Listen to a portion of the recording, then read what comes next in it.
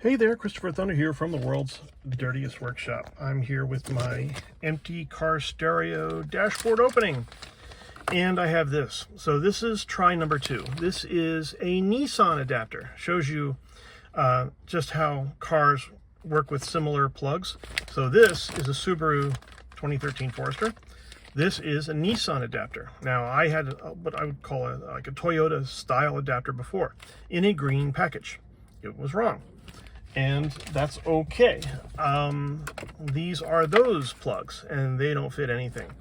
But I built this anyway, just to see if I could do it. And then I realized that some of the wires were too thin. So I'm gonna cut this even shorter, right? Maybe about a 1/4 of an inch shorter, which still gives me plenty of harness, right? And then I'm gonna attach this orange package where these two are.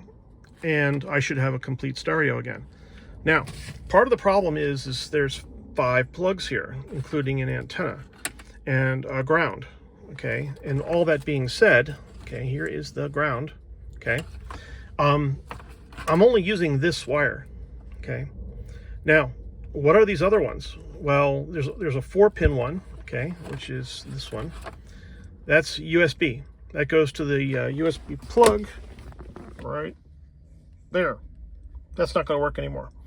Eventually I'll figure out a way to power it, and then I'll get that back so that I can have that for my passengers. But that's not going to connect to the car stereo at all. It'll just have power. There's a backup camera, which is probably one of these. Okay, probably. So I'm going to have to rerun the backup camera line myself, and that's going to go all the way back there to where that other camera is. You can see at the top of the glass there, that is the other camera. And then there's a camera here. So those are going to run independently of the car stereo. When I put it in reverse, and somewhere in here is a wire that signals that my car's in reverse, I'm going to attach that to the harness and make sure that the car stereo knows that I'm in reverse. So I've got some challenges here to make this right.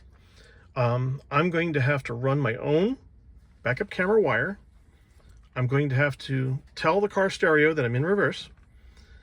And when I am, I want to see what's in the backup camera. That's important. So that's going to be one of the last things I do when I plug this in.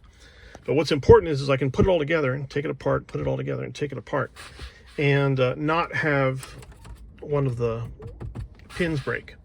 And I got to get good at it. I got to be able to do this 3 or 4 times to eventually get everything working.